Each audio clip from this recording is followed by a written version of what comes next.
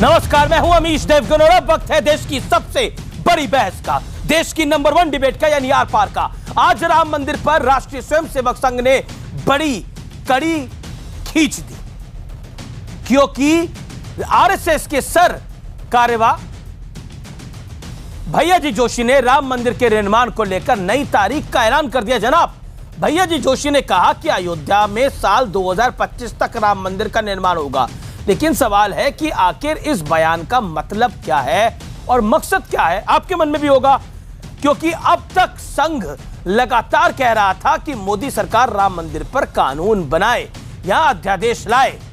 हालांकि इस बयान को लेकर चौतरफा घमासान छिड़ने के बाद भैया जी जोशी ने साफ किया कि अगर अभी राम मंदिर का काम शुरू हुआ तो भव्य मंदिर बनने में 2025 तक का वक्त लग जाएगा। लेकिन इसी बीच मंदिर की मांग करने वालों को बुरा हिंदू बताने वाले शशि थरूर ने तंज कसते हुए मैदान में कूद पड़े। तो उधर हरीश रावत कह रहे हैं कि अब तो कांग्रेस सरकार बनाएगी राम का मंदिर, यानी राम का मंदिर का निर्माण होगा तो कांग्रेस सरकार करेगी। आज इन तमाम मुद्दों पर होगी देश की सबसे बड़ी बहस। 2025 तक राम मंदिर, ये बड़ा सवाल है। लेकिन क्या आरएसएस बीजेपी को लाइन दे रही है या वक्त काट रही है? आज बड़ा सवाल ये भी है।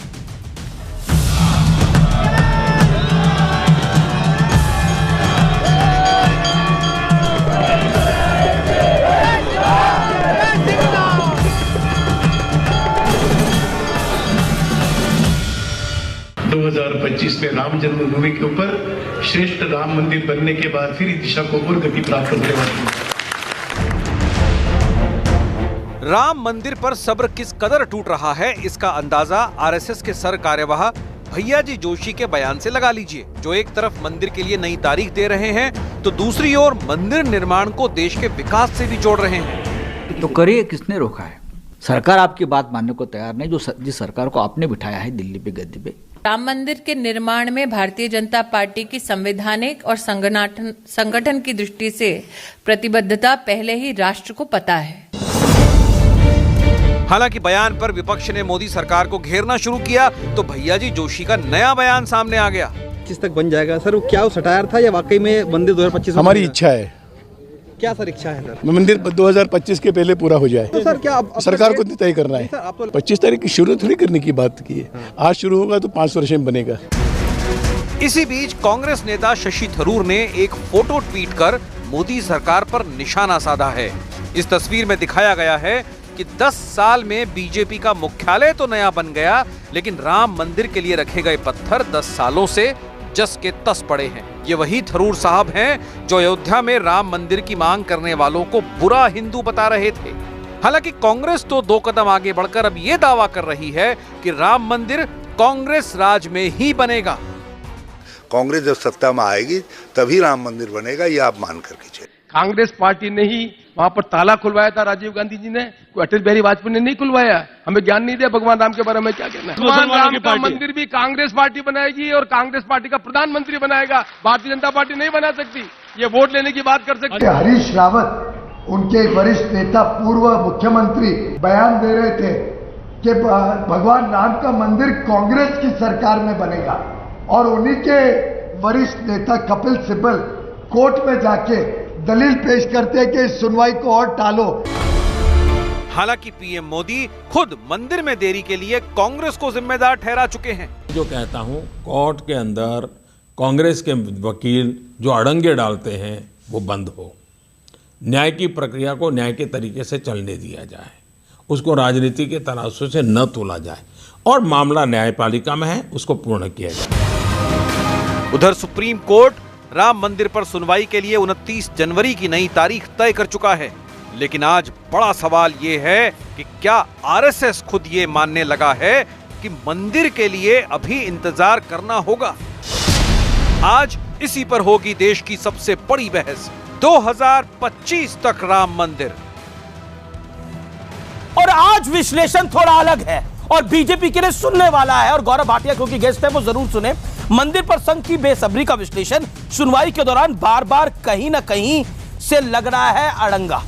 कई बार कानून या अध्यादेश लाने पर खुलकर बोल चुका है आरएसएस यहां तक कि आरएसएस विचारक ने बोला था जो मेंबर ऑफ पार्लियामेंट है मैं प्राइवेट मेंबर बिल लाऊंगा, वो कहां गया, कहां गायब है, अभी नहीं पता। कोर्ट में सुनवाई तक अध्यादेश या कानून की संभावना बिल्कुल खत्म है। प्रधानमंत्री कह चुके हैं, पीएम मोदी ने कहा था कि मंदिर की राह में रोड़ा बन रही है कांग्रेस पार्टी, क्योंकि कपिल सिब्बल खुद पार्टी बन के खड़े हुए थे और कहा था कि 2019 तक मंदिर का मुद्दा टलना चाहिए कोर्ट के अंदर। 2019 को लेकर सरकार और संघ दोनों पर राम मंदिर का बहुत बड़ा दबाव है। राम मंदिर पर संघ की सरकार को रियायत है या ये दबाव है, क्योंकि मैं समझ में नहीं पा रहा 2025 का जो मुद्दा है ये रियायत है या फिर दबाव है, ये तंज है, ये है क्या। मैं सीधा रुख करता हूं अपने पैनल का। मेरे साथ आज धुरंधर है गौरव भाटिया की भारतीय जनता पार्टी के प्रवक्ता है, उनका इस कार्यक्रम में स्वागत है। मेरे साथ इस चर्चा में महमूद प्राचा साहब जुड़े हैं, all India Muslim personal law board के नुमाइंदे हैं और सुप्रीम कोर्ट के वकील हैं, उनका भी स्वागत है। मेरे साथ इस चर्चा में असीम वकार साहब हैं, प्रवक्ता एआईएमआईएम के, उनका स्वागत है। अतर हुसैन देलवी मुस्लिम धर्मगुरु है जाने माने, उनका स्वागत है। राकेश सिन्हा जुड़ेंगे और वसीम रिजवी भी जुड़ेंगे इस कार्यक्रम में। आप तमाम लोगों का स्वागत है। मैं इस बहस को ओपन करता हूं और सीधा रुख अतर हुसैन देलवी आपसे शुरू करता हूं। ये रियायत दे रहा है संघ भारतीय जनता पार्टी को या फिर भारतीय जनता पार्टी पर दबाव बना रहा है, आपको क्या लगता है? नहीं, कोई दबाव नहीं है। देखिए, प्रधानमंत्री ने बीजेपी ने पिछला चुनाव राम मंदिर के नाम पे तो लड़ा नहीं था जी। सबका साथ सबका विकास। 15 अगस्त 2014 की प्रधानमंत्री की तकरीर आपको याद होगी कि तमाम विवादित मुद्दों को छोड़ के देश विकास की ओर जाएगा। तो इन 4.5 सालों में विकास कितना हुआ तो गौरव भाटिया साहब बताएंगे, लेकिन सच्चाई की बात यह है कि राम मंदिर जो है पालनपुर से चला था और सत्ता के शिखर तक पहुंचाने में भाजपा उसके साथ थी, लेकिन 2014 के बाद पर मेरे को ये समझाइए 2025 की बेला क्या है? उसकी वजह है, देखिए ये पिछला चुनाव जीता सबका साथ सबका विकास जी। ये चुनाव हो के मंदिर बना के रहेंगे, उसके बाद एक चुनाव आएगा 2024 का जी, जी। तो बीजेपी अगले 2 चुनाव को, और देखिए एक बात संघ की याद, चुनावी माहौल सेट कर रही है। चुनावी माहौल, संघ हमेशा गुरु का किरदार अदा करना चाहता है, उसके लिए मोदी बहुत सारे होते हैं। और आज प्रधानमंत्री पे मुझे इसलिए तरस आ रहा है कि उनको एकलव्य बनाने की भरपूर साजिश बाहर के लोग नहीं कर रहे हैं, बल्कि जो उनका समझता हूं इससे बड़ी बात क्या, बड़ी बात बोल रहे हैं, बहुत बड़ी बात, बहुत बड़ी बात बोल रहे हैं। एएनआई को जो बयान दिया था, संविधान का दिया था जी, ठीक है, ओके। गौरव भाटिया, संघ आपको निपटा रहा है या आपसे निपट रहा है, अब आप समझा दीजिए। देखिए, सबसे पहले तो देश सबसे ऊपर है, संविधान सबसे ऊपर है और आरएसएस और बीजेपी एक दूसरे के पूरक है। 2 शब्दों का प्रयोग किया मेरे भाई ने, पहला दबाव।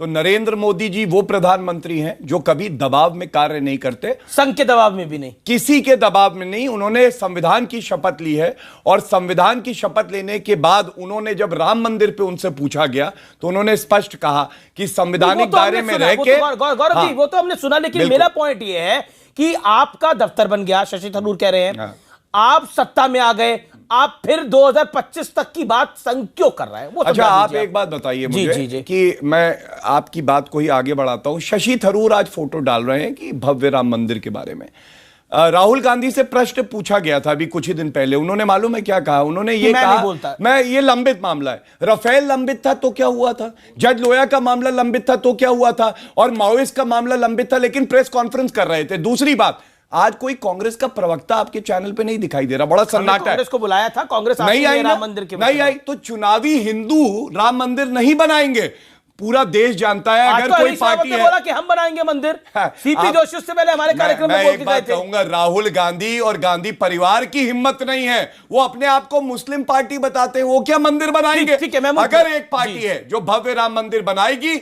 तो वो भारतीय जनता पार्टी। और एक वादा में 2025 वाली बात क्या है, वो समझा नहीं पा रहे, मैं समझा रहा हूं आपको। सर्वोच्च न्यायालय में डे टू डे हियरिंग है, लास्ट ऑर्डर मेरे पास है। अगर ये डे टू डे हियरिंग होती है, जल्दी फैसला आएगा, फैसला आते ही पहले मिनट में कूच कर दी जाएगी अयोध्या, और 10 जनपद की भी 10 सीटें निकाल के वहीं लगा दी जाएंगी। इतना वचन जरूर देते हैं। आज गौरव भाटिया जी, थोड़ा सा मैं इख्तिलाफ, मैं आपके पास आऊंगा। मैं मानता हूं जिस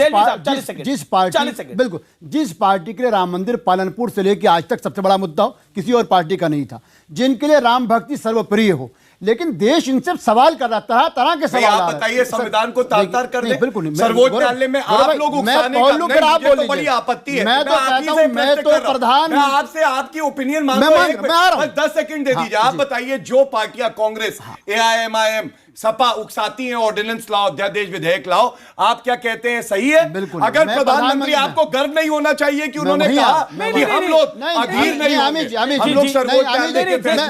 पर आरएसएस ने 2025 की जो बात बोली, 30 सेकंड दीजिए। मेरा कहना है कांग्रेस, बीजेपी, एमआईएम क्या करे, मुझको मुद्दा नहीं है, मुद्दा आपका। आरएसएस ने कहा 2025 तक। मेरा कहना यह है कहीं ये वो तो नहीं हो रहा कि इतने बड़े बड़े राम भक्त थे जिन्होंने इस राम बालनपुर से लेके यहां तक इसको शिखर पे पहुंचाया था, आज वो सब ठंडे बस्तों में चले गए हैं। आज अडवाणी जी कहां है, आज जोशी जी। मुझको डर ये लग रहा है कहीं एकलव्य के साथ जो प्रधानमंत्री ने शपथ ली है संविधान का परिपालन करूंगा, ये बात खुद इनकी पार्टी और संघ हजम नहीं कर रहा। ठीक है। देखिए, मुझे दुख होता है जब आप ये कहते हैं कि हमें इससे कोई फर्क नहीं पड़ता कि कांग्रेस क्या कहती है, बाकी विपक्षी दल। ये उनकी भी जिम्मेदारी है कि संवैधानिक दायरे में रह के बात करें। दूसरी बात, कोर्ट का ऑर्डर है, नरेंद्र मोदी जी ने भी कहा, रोड़ा कौन अटका रहा है? राहुल गांधी मुस्लिम पार्टी, चुनावी हिंदू बताते हैं कपिल सिब्बल को कहो कोर्ट में, और धमकी देते हैं कोर्ट में कि मैं बाहर चला जाऊंगा। अच्छा, अगर मतलब आप आपको राम मंदिर पर कांग्रेस का समर्थन नहीं होगा। अच्छा गौरव भाटिया, राम मंदिर पर आपको कांग्रेस का समर्थन नहीं होगा तो आप मंदिर नहीं बना। बिल्कुल ये बात नहीं है। तो फिर क्या कांग्रेस? राहुल गांधी तो नोटबंदी में भी रोड़ा अटका रहे थे। एक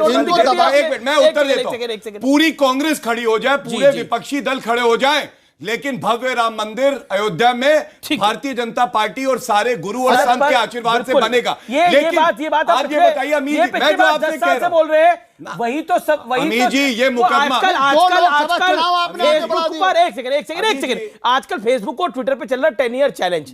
तो उस 10 ईयर चैलेंज में पहले भी आप यही बात बोल रहे थे, आपकी पार्टी मेरा मतलब है, ट्विटर, और अभी भी यही बात बोल रहे हैं। ट्विटर और फेसबुक पे ये भी चलता है कि चुनावी हिंदू राहुल गांधी, वो भी चलता है कि देखिए वो तो आप भी चलाते हैं। नहीं रुकिए, मैं जो बड़ी बात कहने जा रहा हूं, सुनिए, मैं आपके सवाल, गौरव भाटिया, आप सवाल का उत्तर दूंगा अगर आप मुझे केवल 30 सेकंड मैंने आपको 2 मिनट दे दिए थे। मेरा सवाल ये सवाल आप बार बार चुनावी हिंदू आ रहे, बार बार राहुल गांधी आ रहे। राहुल गांधी चुनावी हिंदू मैटर नहीं है। मुझे आप बताइए 2025 का क्या मैटर है? दो लोकसभा चुनाव निकल जाएंगे, उसके बाद क्यों? देखिए, एक बात है, आरएसएस की तरफ से ये बयान आया है जी, आरएसएस के प्रवक्ता इस बात का उत्तर दे सकते हैं। बिल्कुल, मैं आपसे एक जो बात कह रहा हूं, आपने कहा कि 10 साल क्यों नहीं बना, यही आपका प्रश्न है अगर मैं सही समझा। पत्थर 2009 में भी ऐसे थे, 2019 में भी ऐसे। सुनिए ना जी, अगर ये मामला लंबित रहा है, सबसे पुराना मुकदमा है ये देश का, बिल्कुल है। क्या चाहते हैं कि भारतीय जनता 1950 का है। एक मिनट, आप 1950 का बता रहे हैं। भारतीय जनता पार्टी संविधान को तार-तार करके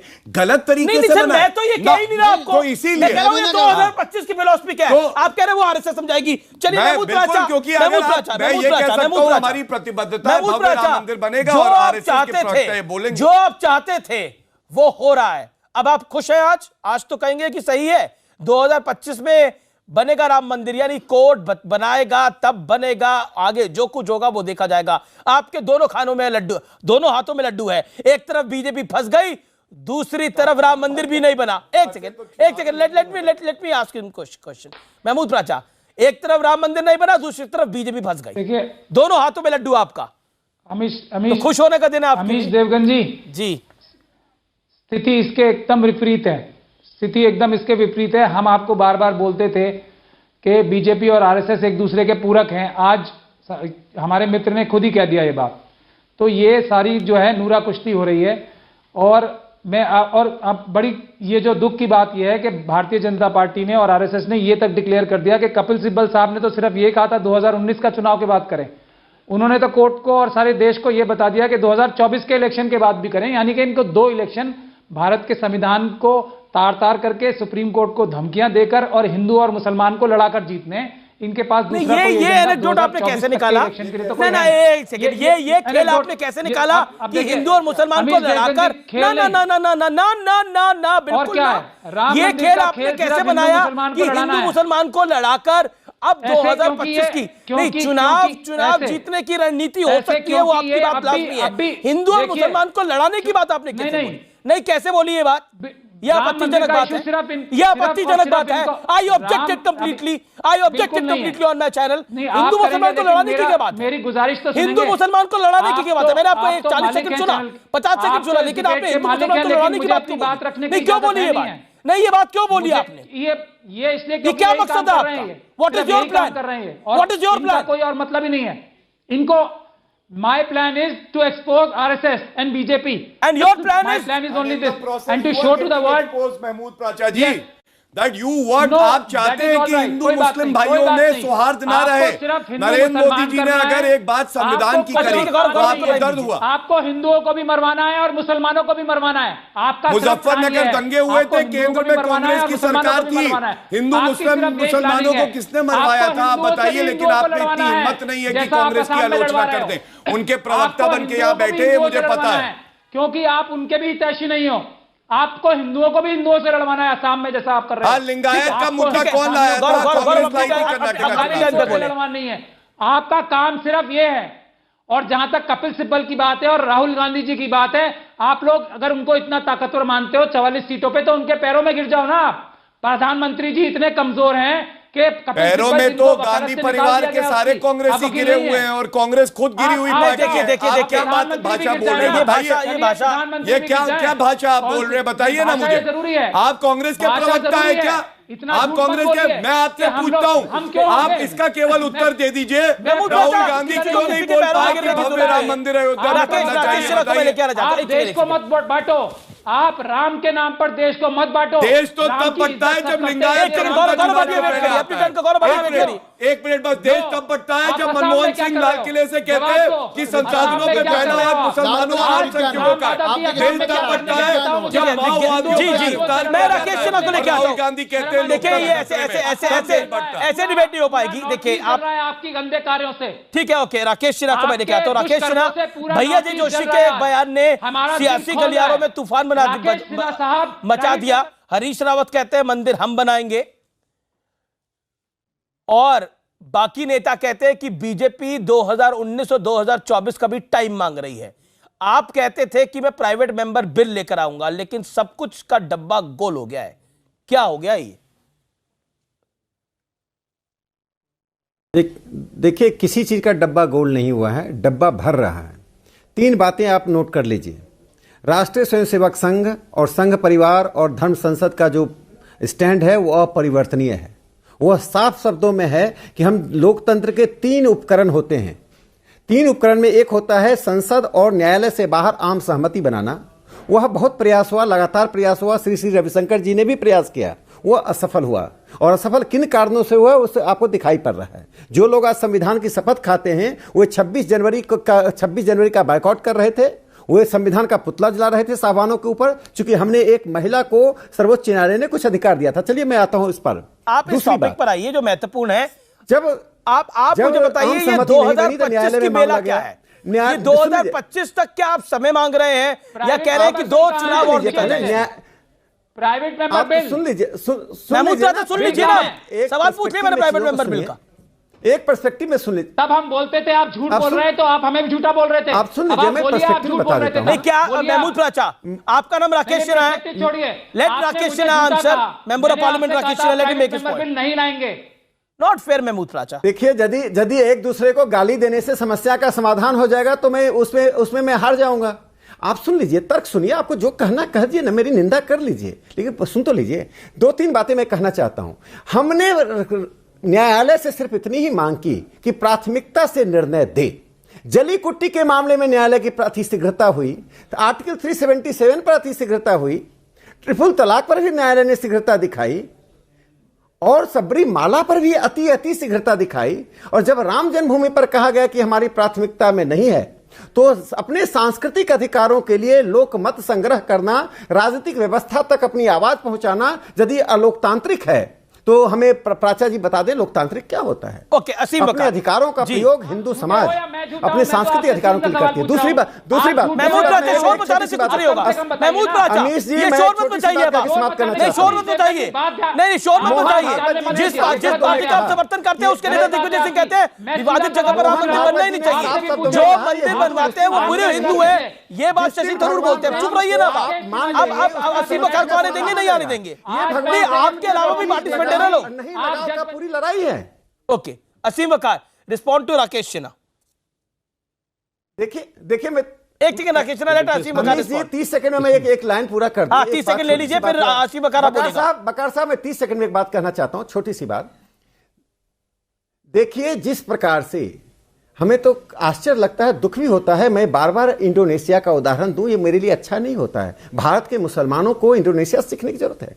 जिस प्रकार से इंडोनेशिया के मुसलमान भगवान राम के प्रति अपना लगाव दिखाते हैं, वो लगाव दिखा दीजिए, वो जमीन का झगड़ा नहीं रह जाएगा। ये मैटर ऑफ फेथ है, मैटर ऑफ कन्विक्शन है।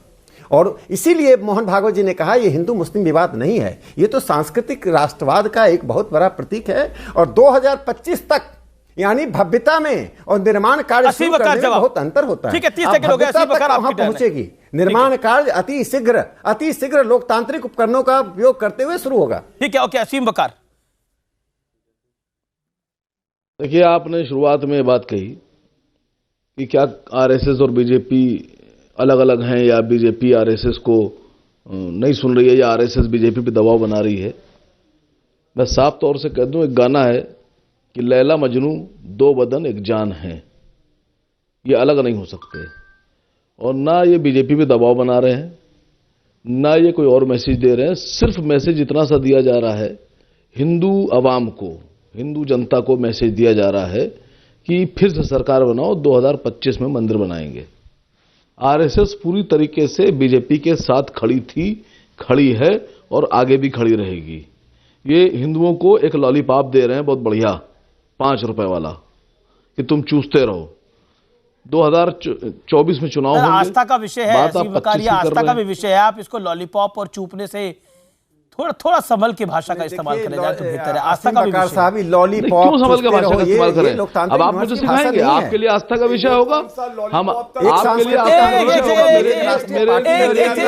मुसलमानों को आरक्षण देंगे। मेरे लिए कानून का विषय का प्रयोग करना, इस प्रकार की भाषा का प्रयोग करना घोर निंदनीय है। मेरे लिए आप निंदा करते रहिए, खड़े रहिए और खूब निंदा कीजिए। अभी घर जाइएगा, सुबह से शुरू हो जाएगा निंदा करते रहिएगा। ओवैसी साहब की भाषा का प्रयोग मत कीजिए। ओवैसी हैदराबाद में बैठकर कर रहे हैं, आप लखनऊ में बैठे हुए हैं, दोनों में अंतर है। ओवैसी रजाकारों के प्रतिनिधि हैं, आप रजाकारों के प्रतिनिधि नहीं हैं। जैसे बनने में भी आपको 7 जन्म लेना पड़ेंगे सर। ओवैसी साहब जैसा काबिल और ईमानदार बनने में आप जैसे लोग 7 जन्म लेंगे तब। अरे साहब, भगवान करे कि ओवैसी साहब जैसा कोई हिंदुस्तानी ना हो पाए। आप नहीं हो सकते। ISIS के सॉफ्ट वर्जन ओवैसी बन ही नहीं सकते। जो काम ISI हथियारों के द्वारा कर रहा है, शब्दों के द्वारा ओवैसी भारत में कर रहे हैं। जी, भगवान ना करे कि मैं जीवन में 7 जन्म में किसी को ओवैसी बनना पड़े। ये ओवैसी शब्द, आप लोग ठीक है, ये लॉलीपॉप नहीं, ओवैसी का नाम लीजिए, ओवैसी का नाम लेते हैं, मर्यादा रखिए। ISI कई संगठनों के नाम अपने आप आ जाते हैं। ऊपर से नीचे तक टेररिस्ट हैं, आप ऊपर से नीचे तक टेररिस्ट हैं, आप आतंकवादी हैं, आप अबू बकर बगदादी के भाई हैं, आप आतंकी सोच के आदमी हैं। मैं कह रहा हूं आपसे कि आप आतंकी सोच के आदमी हैं, आप अबू बकर बगदादी के भाई हैं। और कुछ बोलना है? ओसामा बिन लादेन की भगवान राम के प्रति आपका क्या रिश्ता है? भगवान राम के प्रति आपका क्या रिश्ता है? क्या भगवान राम को अपना पूर्वज नहीं? देखिए, क्या इस देश की संस्कृति नहीं, का मैं नहीं मानता, मैं नहीं मानता, मैं अपना पूर्वज नहीं मानता। क्यों नहीं मानेंगे? नहीं, मैं नहीं मानता, मेरे पूर्वज नहीं है। मुसलमान मानते हैं तो बकार साहब को क्या तकलीफ है? जब उनको नहीं मानेंगे तो आप इंडोनेशिया चले जाइए।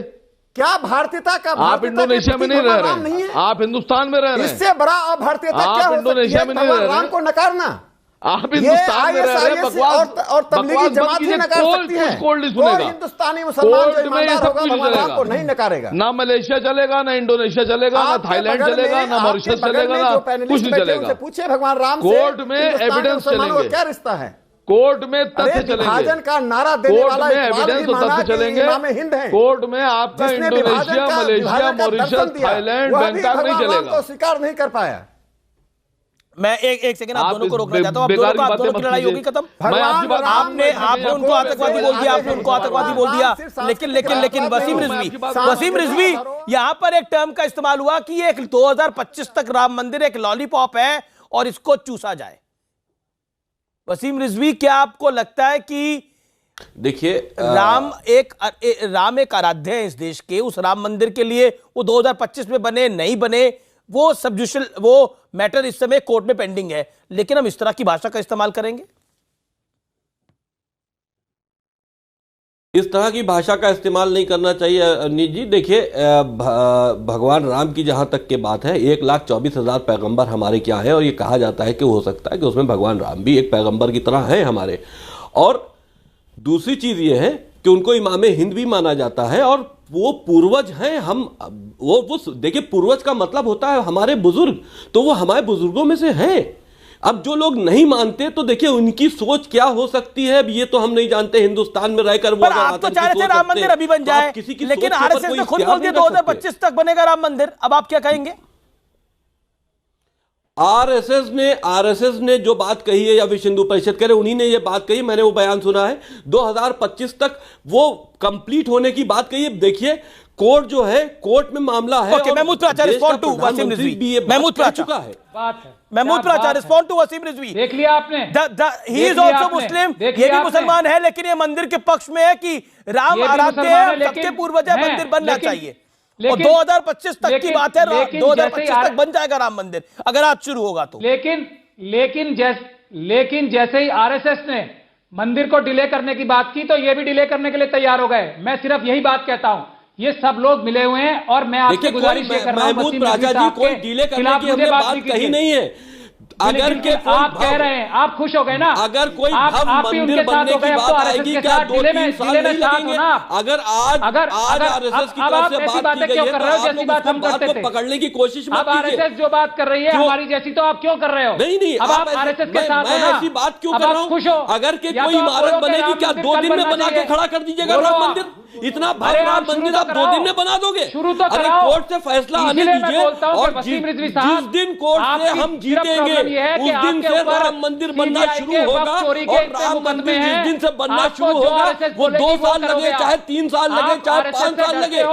मेरे साथ वसीम रिजवी हैं, गौरव भाटिया है, राकेश सिन्हा है, महमूद प्राचा है, असीम वकार है और अतर हुसैन देलवी हैं। ओके, मैं वसीम रिजवी 30 सेकंड आपकी बात आता हूं। आप कह रहे थे कि मंदिर वहां बनना चाहिए, लेकिन 2025 की डेट अमेंड हुई है या अमेंड कराई गई है? जैसा महमूद प्राचा बोल रहे थे और अतर हुसैन देलवी भी यहां से इशारा कर रहे थे। क्विकली 25 से 30 सेकंड क्विकली, देन अतर हुसैन देलवी।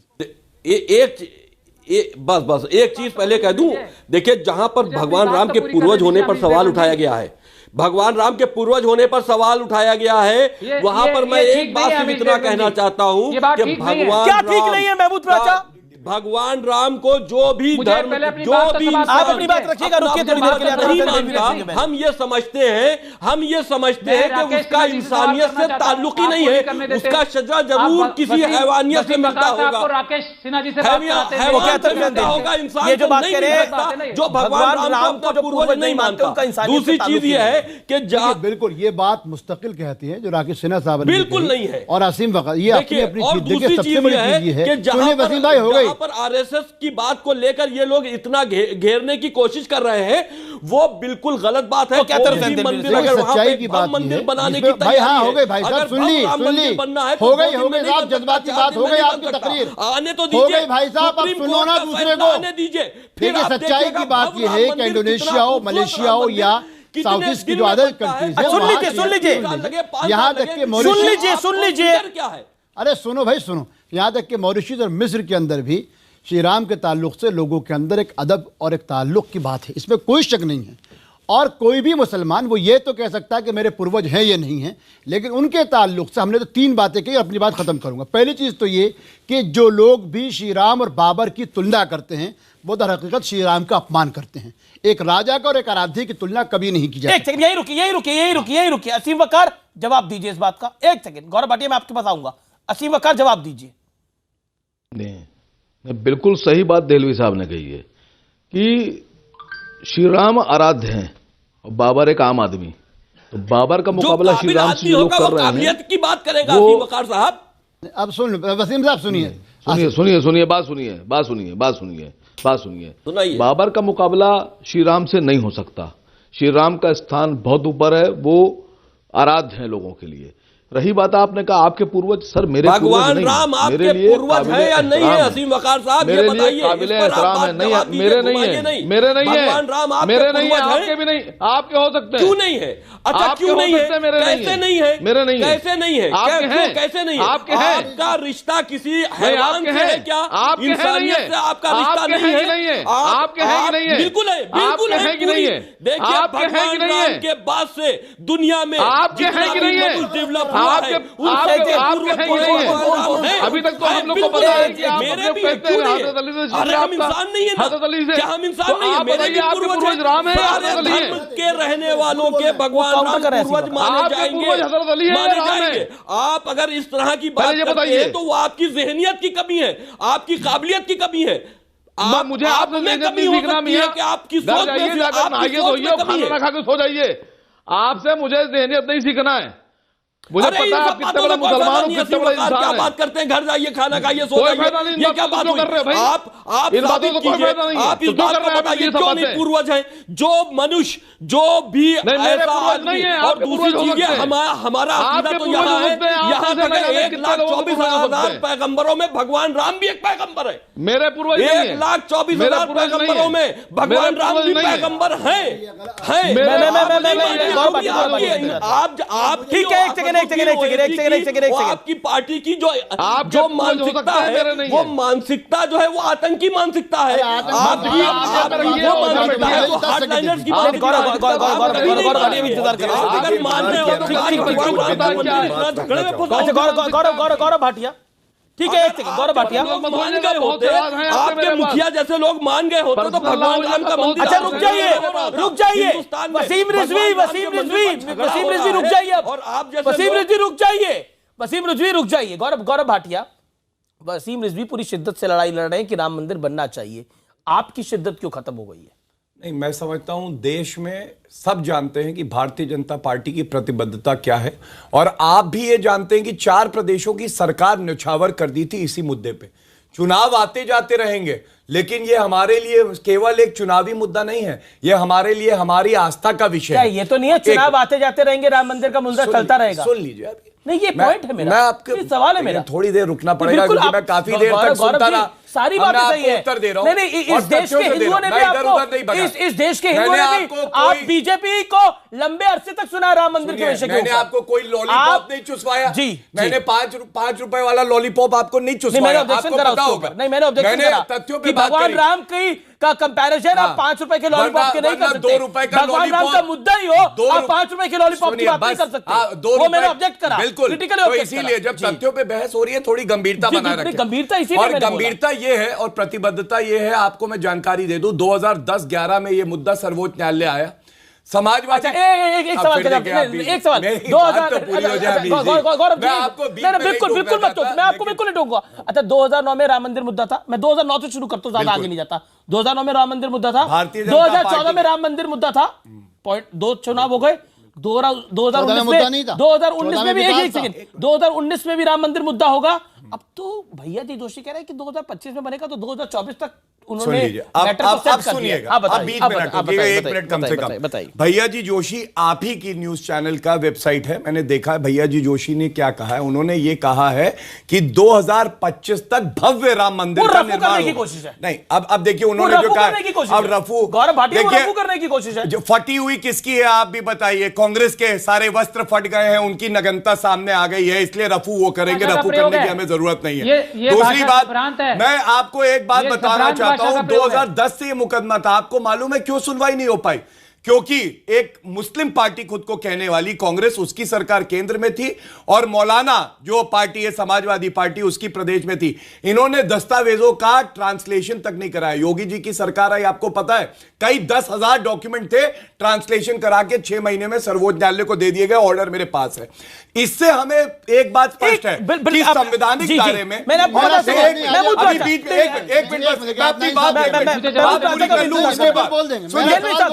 ये बात तो स्पष्ट है कि कुछ लोग इसको अटकाना चाहते हैं।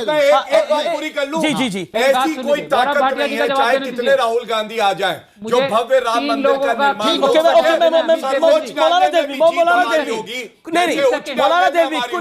कुछ लोग इसको अटकाना चाहते हैं। मेरा कहना ये जो लोग अटकाना, मैं आपको बताऊंगा, मेरा वादा है, मैं आपको बताऊंगा। पहली चीज तो ये, जब सिब्बल का मामला है, कपिल सिब्बल का, सुन्नी सेंट्रल वक्फ और मुस्लिम पर्सनल लॉ बोर्ड ने रेजोल्यूशन पास करके सिब्बल अब अपीयर ना हो, क्योंकि ये मामला सियासी है। अब मैं इनसे पूछता हूं, जिसका जवाब गौरव भाटिया को देना है। मैं आपसे पूछ रहा हूं, एक मिनट। नरसिम्हा राव ने कहा था कि बाबरी मस्जिद वही सवाल कर रहा हूं आपसे, मैं वही सवाल कर रहा हूं। पार्टी से पूछिए ना, कांग्रेस की पार्टी है कांग्रेस, आप उनसे क्यों नहीं पूछते कि मस्जिद वहां बनेगी कि नहीं? राहुल गांधी से पूछिए ये सवाल। हम तो कहते हैं डंके की चोट पे छाती ठोक के कहते हैं कि भव्य राम मंदिर बनेगा, स्टूडियो में है, जीत हमारी होगी। स्टूडियो में है, पब्लिक मीटिंग में नहीं है हम लोग। नहीं तो क्या गलत बोल रहा हूँ? हमारा स्टैंड आप कांग्रेस का स्टैंड बताइए। कांग्रेस का स्टैंड मुझको क्या बताना होगा? मैं आपसे सवाल करूँ, आप कांग्रेस को डाल देते हैं। अरे मुझको बताइए, पार्लियामेंट के एक स्पीच में प्रधानमंत्री राम मंदिर की बात कही, प्रधानमंत्री ने किसी रैली के राम मंदिर की बात कही, प्रधानमंत्री ने किसी विदेशी दौरे में राम मंदिर की बात कही, कहीं ना कहीं नरेंद्र मोदी जी भी कहते हैं हम अध्यादेश लाएंगे तो भी आपको दर्द होता है, आपको दर्द होता रहेगा। नरेंद्र मोदी के खिलाफ नहीं होंगे, ये नरेंद्र मोदी के खिलाफ वो किया जो एक प्रधानमंत्री को करना चाहिए। सर्वोच्च न्यायालय के फैसले का हम इंतजार आप नहीं कर सकते। आपको स्वागत करना चाहिए। प्रधानमंत्री करा पर संघ थोड़ी करा। राहुल गांधी की तरह जगह देख के टोपी पहन ले, देश को टोपी दोनों रुकिए। मैं रुक करता हूं राकेश सिन्हा और महमूद प्राचा का। मैं आप दोनों को वक्त दूंगा और मैं चाहता हूं कि महमूद प्राचा बीच में ना बोले, राकेश सिन्हा बीच में नहीं बोलते, उनकी वो आदत बिल्कुल नहीं है। Rakesh Sinha being a member of parliament, आपने बोला था कि आप लास्ट सेशन के अंदर बिल लेकर आएंगे, लेकिन वो बिल नहीं आया। Point number 1। पॉइंट नंबर 2, कुछ लोगों की नीयत है कि ये लटके, लेकिन आपकी नीयत है कि राम मंदिर बने। सरकार आपकी दिल्ली से लेकर उत्तर प्रदेश तक, बताइए दोष दे तो किसको दे? देखिए एक बात जान लीजिए, जब संसदीय जनतंत्र में कोई पहल होती है तो उसका उद्देश्य विध्वंस करना नहीं होता है, रचना करना होता है। मैंने राहुल गांधी जी को, लालू जी को और 2-3 मायावती जी को, इन नेताओं को टैग करके कहा था कि यदि मैं प्राइवेट मेंबर बिल लाता हूं तो आपका क्या एटीट्यूड होगा। मैं यह जानना चाहता था कि आपको भारतीय जनता पार्टी से परहेज हो सकता है, यदि निजी बिल आता है तो क्या आप जन्म स्थान को अविवादित मानने के लिए तैयार हैं? जब उन्होंने इसका जवाब नहीं दिया तो मैंने दूसरा ट्वीट करके उनसे पूछा कि मैं अपने मसौदे के साथ आपके घर पे आना चाहता हूं। लोकतंत्र की आत्मा संवाद होती है। उन्होंने संवाद करने की जगह कांग्रेस के प्रवक्ताओं ने मेरा चरित्र हनन करना शुरू कर दिया। विश्वविद्यालय में प्रथम स्थान पाने वाले को कहा फेक डिग्री लेकर घूम रहे हैं। यह भारतीय राजनीति का स्तर हो गया है। मैं दूसरी बात, और पूरे राज्यसभा चली ही नहीं। प्राइवेट मेंबर बिल सिर्फ फ्राइडे को आता है। एक फ्राइडे को चली जिसमें पुराने जो नए प्राइवेट मेंबर बिल थे वो इंट्रोड्यूस हुआ। राज्यसभा को कांग्रेस ने चलने नहीं दिया, क्योंकि उनको डर था कि इसमें ट्रिपल तलाक बिल आएगा। उनको डर था कि इसमें सरकार की जो विकास की नीतियां हैं वो जाहिर होंगी।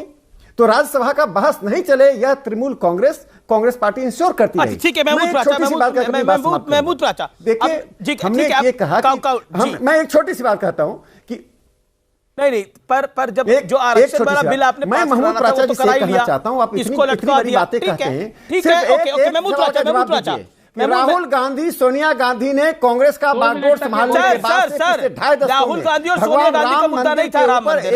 राम मंदिर मुद्दा आपका था, वो तो मंदिर से वो राम मंदिर के विषय पर आते ही नहीं है। मैं एक सेकंड महमूद प्राचा आपका रुख करता हूं। मैं बार-बार आपसे सवाल पूछता हूं। आपको 1.5 मिनट का समय मिलेगा, आप अपनी इत्मीनान से बात रखिएगा, सवाल का जवाब दीजिएगा। आप लोग लटकाना चाहते हैं राम मंदिर के मामले को, आप लगातार लटकाना चाहते हैं। गौरव भाटिया ने एक हार्ड फैक्ट रखा जिसमें बड़ी तथ्यात्मक बात है कि ट्रांसलेशन जैसी सामान्य चीज समाजवादी पार्टी की सरकार ने नहीं करी थी। कपिल सिब्बल कोर्ट में खड़े होकर कह रहे थे कि 2019 के बाद होना चाहिए। क्यों लटकाना चाहते हैं? क्योंकि आपके दोनों हाथों में लड्डू है। बीजेपी राम मंदिर पर पिटेगी पॉलिटिकली, दूसरा राम मंदिर भी नहीं बनेगा, यानी दोनों काम आपके सदेंगे। इससे सीधा सवाल यह है। नहीं, हमारी तो बिल्कुल नहीं है, हमें बहुत दुख है। अब देर वाली बात का मैं सटीक जवाब दे रहा हूं, और समीश देवगन जी आप इस बात को याद रखिएगा और नोट करके रखिएगा, कोट करके रखिएगा कि यह बात बिल्कुल सही है गौरव भाटिया जी की। अगर इनके हिसाब से चलें तो देर की गई ट्रांसलेशन फाइल करने में, और जो इस सरकार ने ट्रांसलेशन फाइल की है, मैं आपको ऑन कोर्ट बोल रहा हूं, ऐसी ट्रांसलेशन फाइल की है कि वो कोर्ट में फाइल होने लायक नहीं है। और 30 तारीख को आपको ये बात पता लग जाएगी, उस दिन पता लग जाएगा उस दिन पता लग, देखिए यही बात है ना, उस दिन आपको पता लग जाएगा कि कौन देर करा रहा है, गलत ट्रांसलेशन किसने फाइल की और कौन देर करा रहा है, यूपी सरकार। पहली बात मेरी ये, अब हम 30 तारीख तक इंतजार करेंगे इस बात के लिए। दूसरी बात, वसीम रिजवी साहब जिनके सपने में रामचंद्र जी आए थे और उन्होंने कपिल सिब्बल साहब को हजारों गालियां दी थी, हम सबको हजारों गालियां दी थी कि हम देर करा रहे हैं, कम से कम गाली नहीं दी थी उन्होंने, ऑब्जेक्शन कर उन्होंने गाली नहीं दी थी, वसीम रिजवी ने एक भी गाली नहीं दी, हमें दी थी, को कह रहे हैं जब ट्रांसलेशन आपको गलत बोला, उन्होंने गाली 3 महीने आपको पढ़ने का वक्त दिया गया था, 3 महीने, 3 महीने, लेकिन 3 महीने में आपने ऑब्जेक्शन उस वक्त जब मैं मौलाना देलवी की बात सुनी गई, असीम बखार की बात सुनी गई, आप गलत बात करते हैं, गाली दी उन्होंने, गाली दी, हजार गाली दी, किसने गाली दिया? आप तो भगवान राम के सपने पे भी ऑब्जेक्शन करते हैं। भगवान राम का मंदिर तो नहीं बनना चाहिए आपकी नजर में, सपना भी नहीं आना चाहिए, किसी की आंखों में सपना भी नहीं बनना चाहिए राम मंदिर का। ये क्या बात है, सपने में आए आप उसका मजाक उड़ा रहे हैं, दूसरा आप उसमें उल्लास कर रहे हैं। और शशि थरूर साहब, आप यहां पे उल्लास उड़ा रहे हैं कि 10 साल के अंदर राम मंदिर नहीं बन पाया बीजेपी से, लेकिन आप तो ये कहते हैं ना कि बुरे हिंदू, कांग्रेस के नेता शशि थरूर कि बुरे हिंदू राम मंदिर चाहते हैं। तो बताइए अब आप क्यों चाहते हैं राम मंदिर? मेरे साथ गौरव भाटिया, वसीम रिजवी, महमूद प्राचा, असीम वकार और अतर हुसैन दिलवी हैं। ओके महमूद प्राचा, मैं आपको दोबारा वक्त देता हूं 30 सेकंड का, लेकिन ना आपको गाली दी है किसी ने, आप अपनी बात को रखिए 30 सेकंड के अंदर क्विकली। चलिए, हमें बुरा भला बोला या हमें हमारी जो इन्होंने क्रिटिसाइज किया, हमें कम से कम उसका 10% अब आरएसएस को भी कर देते तो हम मानते हैं सच्चे हैं। तो एक बात यह है। दूसरी बात इसमें यह है कि राकेश सिन्हा जी, मैं इसीलिए बोलता हूं कि ये लोगों का सबसे बड़ा हथियार झूठ है। राकेश सिन्हा जी से मेरी डिस्कशन हुई थी, जैसे मैंने आज बात कही है कि गौरव भाटिया साहब ने जो कहा है और ये 30 तारीख को साबित होगी। उस दिन भी मैंने राकेश सिन्हा जी से ये कहा था कि आप झूठ बोल रहे हैं, आप बिल नहीं लाएंगे, मैं आपको पहले से बता रहा हूं। तब राकेश सिन्हा जी ने बोला था कि मैं झूठा हूं। आज मैं सिर्फ इनसे सीधा सवाल यही कर रहा हूं कि आज तो ये साबित हो गया कि मैं सच बोल रहा था और आप राकेश सिन्हा जी झूठ बोल रहे थे। ये बात गौरव भाटिया थी और मैं गौरव भाटिया जी के साथ आज ये बोल रहा हूं ये बात कि यूपी सरकार ने जान के जो ट्रांसलेशन कराई है, ये भी वकील है, ये भी सुप्रीम कोर्ट के माने हुए वकील है, भी सुन लीजिए। मैं कह रहा हूं ना, मैं तो आप 30 नहीं, आप तो पहले भी एक मिनट कह रहे थे, बोल रहा है झूठ कौन बोल रहा है? देखिए, मैं जितना संविधान को समझता हूं और सर्वोच्च न्यायालय में ही मैं वकालत करता हूं अमीर जी, ऐसा नहीं है। मैं उससे चलूंगा जो कोर्ट का ऑर्डर है, मैं इससे नहीं चलूंगा कि महमूद प्राचा जी ज्योतिषी बन के बता रहे हैं आगे क्या होगा। कोर्ट के ऑर्डर में यह बात साफ लिखी है कि जब बीजेपी की योगी की सरकार आई तो योगी जी ने तुरंत जो है ट्रांसलेशन करा के दिया, और कोर्ट के ही ऑर्डर में लिखा हुआ है कि शर्मसार होता है कोर्ट जब कपिल सिब्बल धमकी देते हैं और बाहर आने की बात करते हैं। कोर्ट का ऑर्डर आप पढ़ लीजिएगा, मैं पढ़ नहीं रहा, समय कम है। और हमें यह भी पता है कि भगवान राम काल्पनिक है। यही शशि थरूर, आपने बिल्कुल सही कहा, good Hindu doesn't want a temple, और शिवलिंग पे बिच्छू बैठा हुआ है। इस तरह के आपत्तिजनक किसने दिए स्टेटमेंट? इन्होंने दिए। और हम एक बात कहेंगे, स्टेटमेंट से कोर्ट गुमराह नहीं होता। दिग्विजय सिंह ने तो ये भी बोला विवादित जगह पर मंदिर नहीं बनना चाहिए, भारत उससे कोर्ट गुमराह नहीं होता। की बात नहीं कर रहा हूं, भारत का नागरिक आज भारतीय जनता पार्टी ये स्पष्ट कहती है कि भव्य राम मंदिर का निर्माण करेंगे। आपको महमूद प्राचा ने फंसा दिया, फंसा ऐसे दिया, मंदिर आप बना नहीं पाए, मंदिर आप बना नहीं पा रहे। दूसरा खून खराबा करा के जी और जो है ऐसा मंदिर जो है हम जानते हैं हिंदू नहीं चाहता है। हिंदू चाहता है संवैधानिक ढंग से अहिंसा पूर्वक नरेंद्र मोदी जी बनवा के देंगे, किसी का खून बहा के नहीं बनेगा। उकसाकर क्या हासिल करेंगे? उकसाकर क्या हासिल करेंगे आप? उकसाकर क्यों हासिल करेंगे आप? वसीम रिजवी, वसीम रिजवी अगर मंदिर की बात करते हैं तो उनको आप क्या कुछ नहीं कहते? उन्हें इस्लाम धर्म में रहने का अधिकार नहीं है, ये तक कई मौलाना आके कह जाते हैं। मैंने कभी नहीं कहा है, मैंने कभी नहीं, मौलाना कहते रहे, मैंने कभी नहीं है कई बात। मैं भी बहुत दुखी हूं आज, मैं बहुत दुखी हूं। मैं इसलिए दुखी हूं कि राम भक्तों को ये सब लोग मिलके बेवकूफ बनाते हैं। मैं रहूंगा क्योंकि आपकी हरकतें हमेशा, अरे आपको अपनी हरकतें नहीं दिखाई दे रही। आप एक सदस्य all India Muslim personal law board के बन के आते हैं और कांग्रेस के प्रवक्ता बीच में बन जाते हैं। 30 तारीख को नकाब हटाइए। गौरव भाटिया जी, हम फिर बैठेंगे। गौरव भाटिया भी बैठेंगे, आप भी बैठेंगे। हम तो बेवकूफ कौन बना रहा है और मलाई कौन खा रहा है आज की डेट के अंदर, ये जनता भी समझती है। मलाई एग्जैक्टली आपको मिल रही है, मंदिर भी नहीं बन रहा, बीजेपी भी फंस रही है। महमूद चाचा